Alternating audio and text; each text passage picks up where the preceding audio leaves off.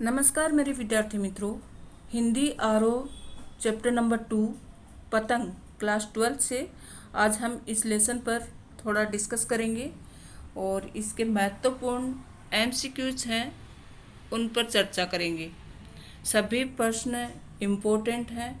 आपको ये नहीं देखना है कि कौन कौन से महत्वपूर्ण प्रश्न हैं। पाठ की एक एक लाइन इम्पोर्टेंट होती है। कहीं से भी बोर्ड में प्रश्न पूछा जा सकता है।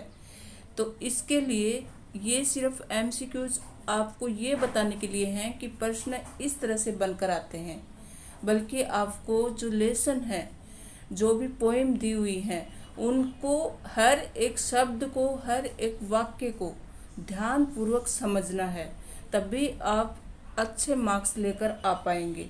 इसमें महत्वपूर्ण प्रश्नों को सम्मिलित जरूर किया गया है और आपको ये बताने के लिए एमसीक्यूज हैं कि इस तरह से प्रश्न आते हैं। तो फिर आपको और डिटेल से अगर जानना है तो जो वीडियो डिटेल में बनाए हुए हैं उनको लगन और धैर्य के साथ आपको समझना है, पढ़ना है। ठीक है, सभी वीडियोज हैं यूट्यूब चैनल पर, आप वो सभी पाठों के वीडियो देख सकते हैं। चलिए, अभी आज का जो हमारा लेसन है पतंग, इसके महत्वपूर्ण एमसीक्यूज यहाँ दिए गए हैं आपकी सुविधा के लिए, ताकि एग्ज़ाम में आपको कोई डाउट ना रहे। शुरू करते हैं आज के महत्वपूर्ण एमसीक्यूज। पतंग कविता के कवि कौन हैं? तो आपको हर पोएम के, हर लेसन के कवि और लेखक पता होना चाहिए। सबसे महत्वपूर्ण बात ये है हर लेसन के लिए। तो इसके जो कवि हैं, आलोक धनवा। कवि ने तेज बौछारों के जाने के साथ ही किस महीने के भी चले जाने की बात कही? मतलब तेज बौछार जाने का मतलब है बारिश का मौसम चला गया, उसके साथ ही कौन सा महीना गुजर गया? सावन, आषाढ़, अश्विन, भादो। तो भादो महीना में बारिश चली जाती है, तो तेज बौछार के साथ ये महीना भी चला गया। किसकी आँखों जैसा लाल सवेरा हुआ? बिल्ली की, खरगोश की, बंदर की, गाय की। तो खरगोश की आँखों जैसा लाल सवेरा हुआ। आप एकदम सुबह जब जल्दी उठते हैं ना 5-6 बजे के टाइम पर, तो आप देखेंगे कि जो सूर्य होता है वो जो चंद्रमा होता है वो डूबने की स्थिति में एकदम ललाई लेकर डूबने वाली स्थिति में दिखाई देता है। तो इसके लिए उसको लाल सवेरा कहा गया है। और लाल सवेरा को खरगोश की आँखों की उपमा दी गई है कि खरगोश की आँखों जैसा लाल सवेरा दिखाई दे रहा है। पुलों को पार करते हुए कौन सी ऋतु आई? शरद ऋतु आई, वसंत, पावस, ग्रीष्म। तो शरद ऋतु आई। शरद आया पुलों को पार करते हुए में अलंकार है। तो यहाँ देखो, शरद ऋतु है, ये तो एक ऋतु है। तो ऋतु कैसे मतलब इंसान हो सकती है, लेकिन इसको एक इंसान के जैसे दिखाया है कि शरद आया पुलों को पार करते हुए, पुल को पार करते हुए शरद ऋतु आती है। तो इस तरह से वो मानव के जैसे इसमें दिखाया गया है और इसलिए ये मानवीकरण अलंकार है। कोई भी निर्जीव वस्तु को अगर मनुष्य के जैसे सजीव के रूप में दर्शाया जाए, चित्रित किया जाए, तो आप समझो कि उस पंक्ति में मानवीकरण अलंकार है। कवि के अनुसार दुनिया की सबसे हल्की और रंगीन उड़ने वाली चीज़ है।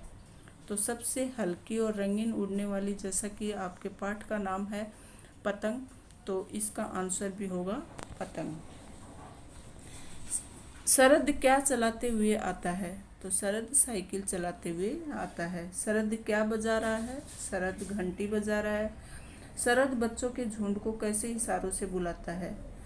तो तिरछे, सीधे, तीखे, चमकीले। चमकीले इशारों से बच्चों को, झुंड को बुलाता है। भादो किसका प्रतीक है? भादो अंधकार का प्रतीक है। शरद किसका प्रतीक है? शरद प्रकाश का प्रतीक है। और कपास किसकी प्रतीक है? देखो, इस तरह के क्वेश्चन पूछे जाते हैं। ये आया हुआ प्रश्न है कि कपास किसकी प्रतीक है? तो ये कोमलता की प्रतीक है, क्योंकि कपास मुलायम होती है ना एकदम, तो ये कोमलता की प्रतीक है। इसी तरह से देखो, ये शरद के लिए पूछ लिया यहाँ पर और भादों के लिए पूछ लिया। तो इस तरह के प्रश्न आपको ध्यान में रखने हैं। पतंग के साथ बच्चे कैसे दौड़ते हैं? पतंग के साथ बच्चे बेसुध होकर, मतलब उनको सुध बुध नहीं रहती कि हम गिरेंगे, लग जाएगी। वो दौड़ते ही जाते हैं, दौड़ते ही जाते हैं, कहीं से भी अपने पैर भगाते ही जाते हैं। उन बच्चों का वेग किसकी तरह लचीला है? तो उन बच्चों का वेग डाल की, पेड़ की डाल होती है ना, उसकी तरह लचीला है। वेग मतलब गति उनकी। मृदंग क्या है? मृदंग बांसुरी है, लंबी ढोलक है, सितार है, शहनाई है। तो इसका उत्तर होगा लंबी ढोलक है। आलोक धनवा का जन्म किस शहर में, किस सन में हुआ?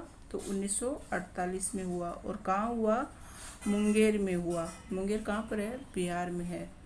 आलोक धनवा को सम्मान मिला था, कौन सा मिला? पहल।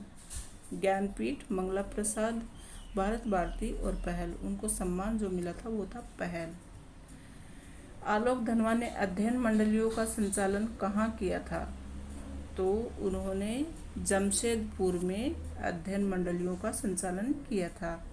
छत से गिरने और बच जाने के बाद, छत से गिरने और बच जाने के बाद बच्चे क्या बन जाते हैं? तो जब बच्चे बार बार उठते हैं, गिरते हैं, संभलते हैं, तो अपने आप में ही निडर हो जाते हैं, मतलब फिर उनका डर निकल जाता है। तो इसका सही उत्तर होगा निडर। पतंगों के साथ साथ वे भी उड़ रहे हैं, इससे आशय क्या है? मतलब इसका मतलब क्या है? पतंगों के साथ साथ वे भी उड़ रहे हैं, तो इसका आशय है आकाश छू लेने का एहसास होना। कि मतलब पतंग जैसे जैसे उड़ती है ना, बच्चे भी उसके साथ साथ उड़ते रहते हैं, उनको मतलब आकाश छू लेने का एहसास उस समय होता है। शरद की साइकिल कैसी है? शरद मतलब यहाँ पर ऋतु है, एक मौसम है, तो शरद की साइकिल चमकीली है। आकाश को मुलायम बनाने से आशय है आंधी आना, बादल छा जाना, स्वच्छ, सहज, वर्षा होना। तो यहाँ पर सही उत्तर आएगा स्वच्छ और सहज होना। बच्चों को रोमांचित शरीर का संगीत क्या करता है? बच्चों के रोमांचित शरीर का संगीत क्या करता है? गिरने से बचाता है, नचाता है, सबको बुलाता है, गूंजने लगता है। तो बच्चों के रोमांचित शरीर का संगीत गिरने से बचाता है। पतंगों की धड़कती ऊंचाइयां उन्हें क्या कहती हैं?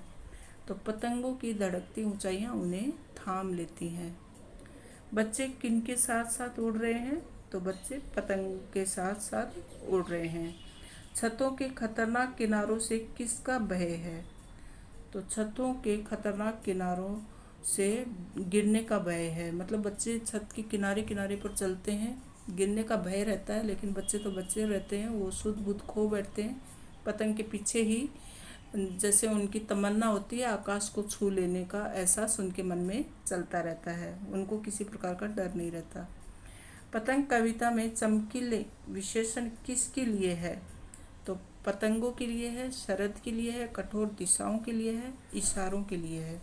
तो यहाँ पर जो इशारे हैं उनको चमकीले इशारे कहा गया है।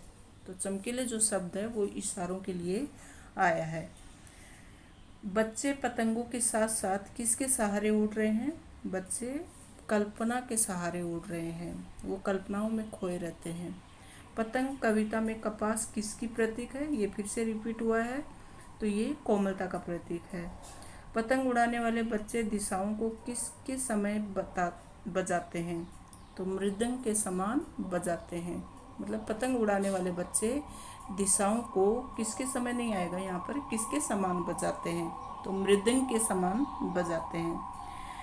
पृथ्वी किनके बेचैन पैरों के पास घूमती हुई आती है? पृथ्वी बच्चों के बेचैन पैरों के पास घूमती हुई आती है। कौन सी ऋतु आकाश को मुलायम बना देती है? तो शरद ऋतु।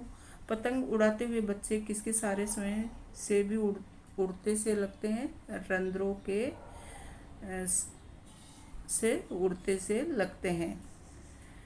पतंग कविता में लाल सवेरा को कैसा कहा गया है? ये फिर से रिपीट हुआ है, खरगोश की आंखों जैसा। दुनिया की सबसे हल्की और रंगीन चीज़ आपको पहले ही बता दिया था, पतंग है।